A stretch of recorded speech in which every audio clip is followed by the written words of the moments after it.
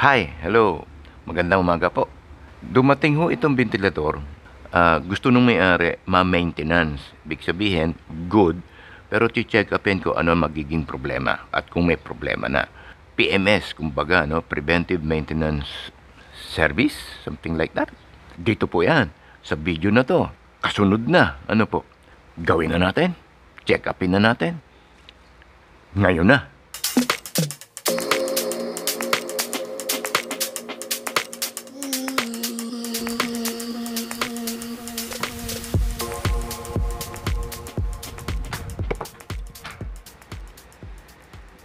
Ito maluwag na ho eh. Ito ho, may nakaganon. Ihigpit lang natin ng kubagya ho. Tsaka ito. Para po pagsara mo, nakakapit. Hindi po aalog. Maingay ho yan kapag maluwag. Aalog-alog. Wago. Maingay. Pag ito ang propeller, pinaikot nyo ng hindi mabilis. Ganyan lang. Iyan ho po pwede pa, ang ikot na yan. Pero sa amin ho sa shop, ang pasyon namin sa ganitong problema na problema na yan langisin yan. Either langisin yung bushing dito sa harap o yung bushing dito sa sa likod. Kadalasan pareho na namin nilalangisan yan. Lalangisan ho natin yan the simplest way. The simplest pero may trabaho pa rin ho. Bagalan natin, mabilis huminto. Bilisan natin bahagya, mabilis pa rin huminto. Bilisan pa rin natin, hinto rin agad. Hindi po pwede yon. Lalangisan ko yan, both bushing, front and rear.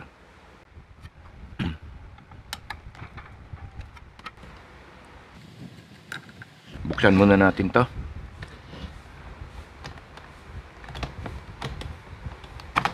Yun, mahigpit lang.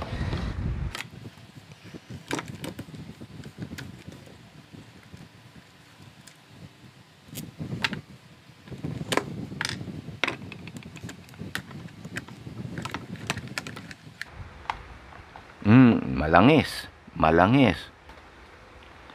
Ito madumi na. Sana makita nyo. Maalikabok. Paintbrush lang ho yan. Ito din. Madumi na. Explain ko sa inyo maya-maya kung bakit mahalaga na ito ay malinis. Tsaka ito.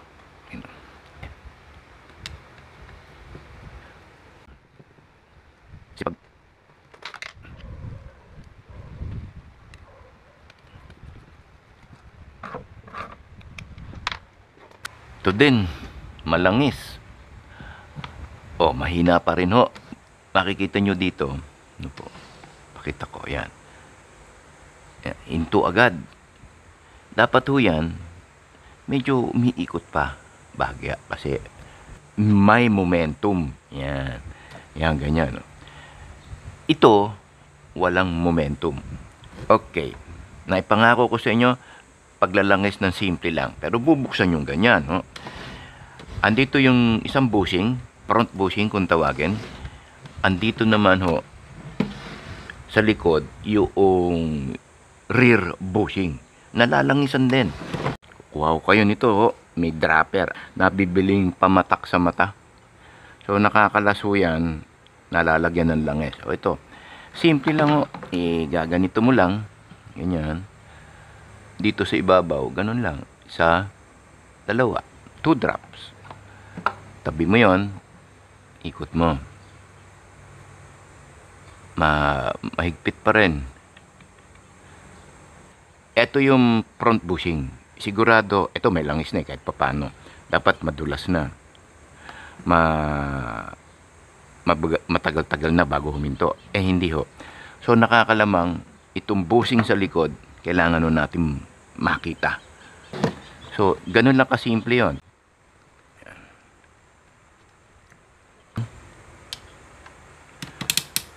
Tapos, ito, yung ano ho ng capacitor.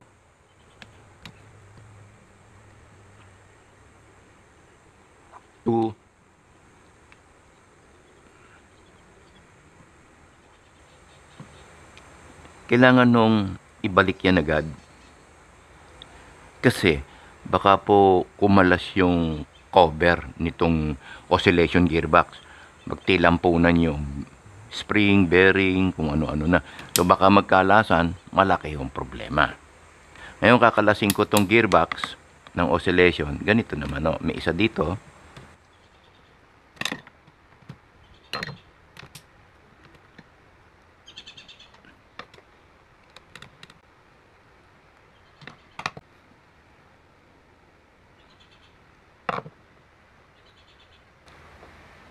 Yan. Ito po ang gearbox. Ito. Oscillation gearbox. Ano po? Ito yun. Ang magkatuwang. Ito naman yung itinataas. Tinataas yung ganyan para steady. Tapos yun naman nung pag gusto mong mag-swing. Ayan. Ganun lang.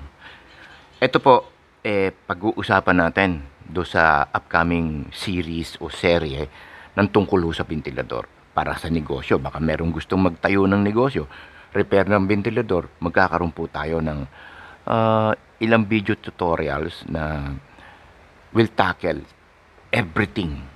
No? Wala nang secret. Bigay ko na sa inyo ng buong buo. Dadating po yung video na yon. Tabi ko muna. Nandito po sa loob nito, nandyan sa loob niyan, yung isang busing.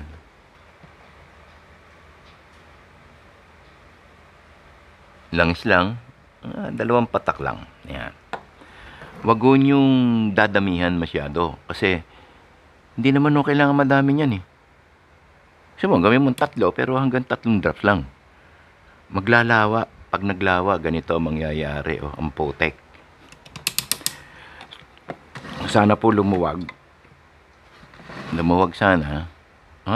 Ayun. Yung likod ang mahigpit.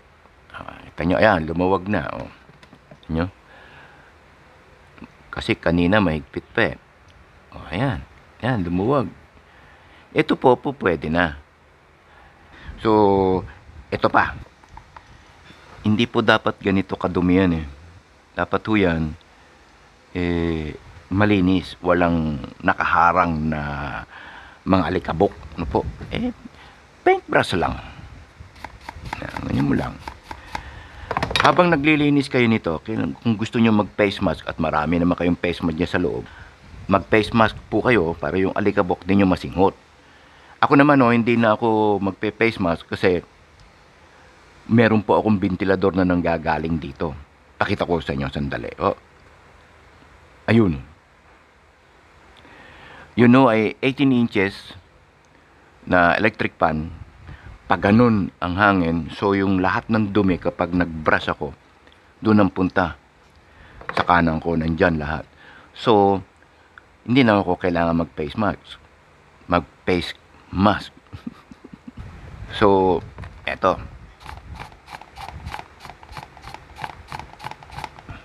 Linis lang para po mawala yung ali-alikabok na nakasabit. Ano po? So, hindi po pwedeng magbara ito ng alikabok. Mapuno ng alikabok. Ito at saka ito. Alam nyo kung bakit? Pag umaandar na po yan, ayan, nakaganyan yan eh. Pag umaandar ho yan, pinapasukan din ho ng hangin to. Pumapasok po ang hangin dyan, dito lumalabas. Alam nyo kung ano purpose? Ventilation. Yung hangin pumasok dito, pumasok dyan, dediretso dito sa stator coil. Magbe-ventilate nitong stator coil. Pag barado ho ito, barado ng dumi yan, walang papasok. Wala pong magbe-ventilate nung rewind, magnet coil, mag-overheat, at pag nag-overheat to yan, bibigay yung thermal fuse. Hindi naman dapat magpalit ng stator coil o ng rewind. Ang papalitan yung thermal fuse. Simple lang ho yan. Madali lang ho. Pero hindi po yan ang subject natin ngayon, thermal fuse. Magkakaroon po tayo ng video tungkol dyan. Isang video para dun lang. So, para hindi po yun mangyari, dilinisin mo lang to. Wag nyo hong pababayaang ito ay marumi. Isang tip po yun. Ano po? Pangalawang tip, yung busing, huwag Huwag ho niyong hahayaang matuyuan ng langis. Alaga lang ho sa linis. Isa hong sikreto yun eh, linis at langis. Langis at linis. So, bago po natin to i-reinstall, ito pong gearbox, tsaka yung lahat-lahat, ano po, hanggang sa matest natin,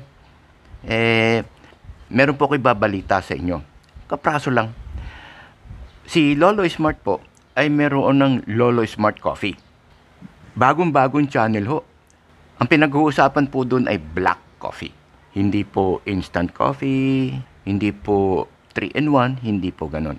Ito po ay black coffee.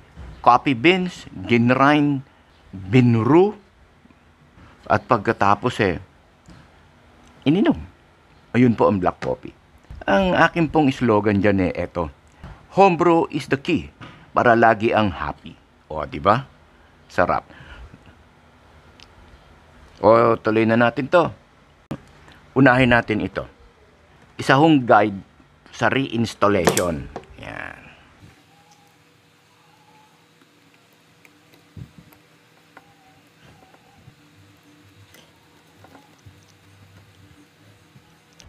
Panghuli na screw, banda po rito. So,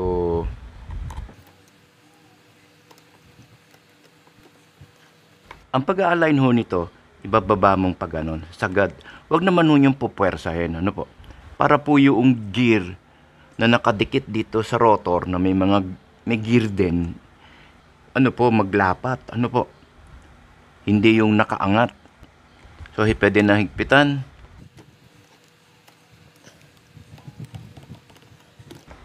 Pwede na rin natin kabit ito.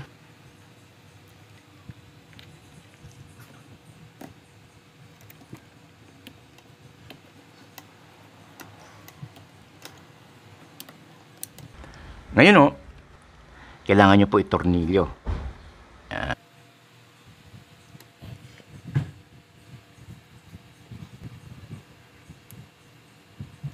Yan. Now, ang gagawin ho natin, ano po, bago tayo magsara lahat, huwag nyo po kakalimutan mag-subscribe. Tapos hit the bell para kayo po ay notified lagi-lagi kapag may bagong video. Lalo po ngayong susunod na buwan, magkakaroon na po tayo ng lecture ng panghanap buhay. Panghanap buhay tungkol dito. Or nais nyo na magkaroon ng impormasyon, ano po, kaalaman tungkol sa ventilador, dapat lamang po, huwag nyong kalimutan ang mag-subscribe. Lalo-lalo na yung bell, huwag nyo pong kakalimutang hit the bell. Yun yung may ganun na bell para lahat po ng videos ma-notify kayo. Sige po, tuloy na natin. Buuin na natin. So,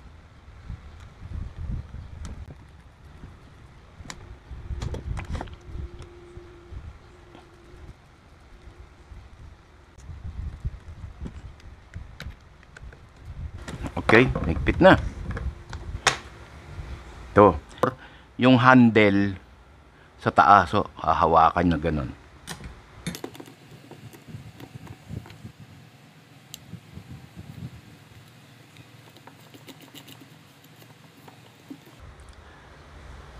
Nakatornilyo ho ito. So, tatapat mo lang. Yan.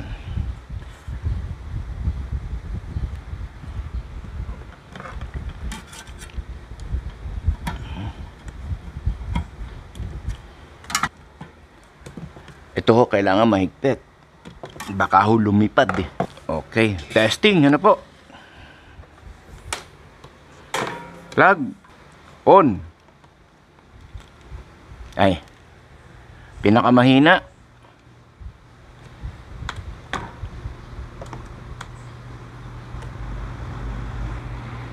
Oh, malakas na uugong ng hangin Number 2. Number 3. Loh. Oh, ang lakas, di ba? Oh, papatayin ko, tingnan nyo, ang tagal yan bago huminto.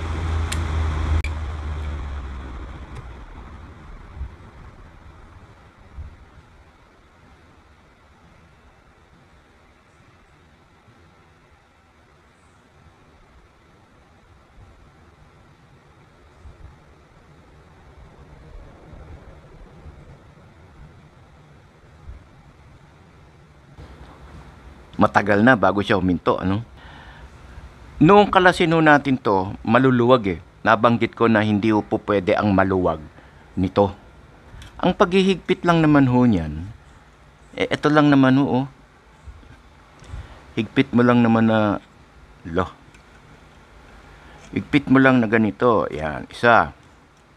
Tapos, iikom mo lang ng konti. Kunti lang ho, huwag nyo todo, mahigpit masyado. O, ganyan. Sana po nakikita nyo. Tingnan ko nga, baka hindi. Ayun. O, ito po, masama ang pwesto. Ayos nyo lang. Tapos, iikom nyo. O, tapos.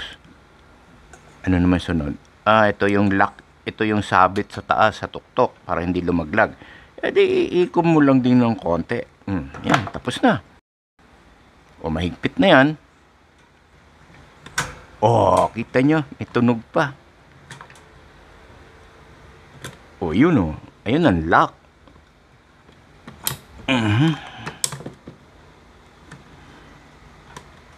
Pag hindi ho nyo maikasa, di ganito mo. Dikit mo lang, tapos ganito mo. Tapos, walang kalambag.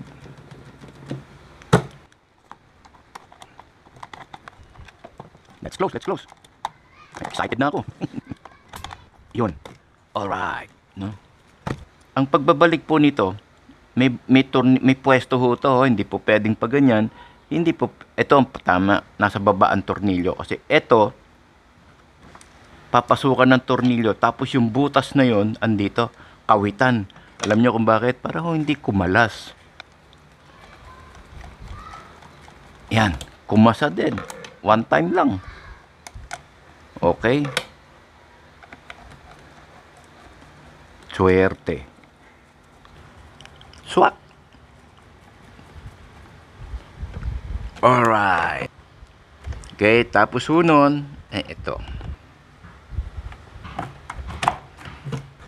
Ito. Okay?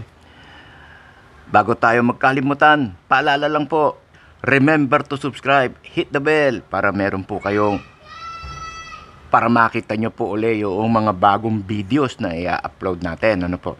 Sige, testing. Testing. Plug on. Yan. Wow. Testingin natin kung gumagalaw.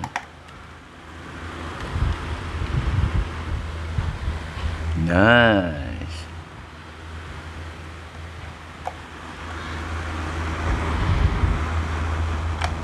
Alright. Tingnan natin kung lumuwag o. Tingnan natin. Papatayin ko.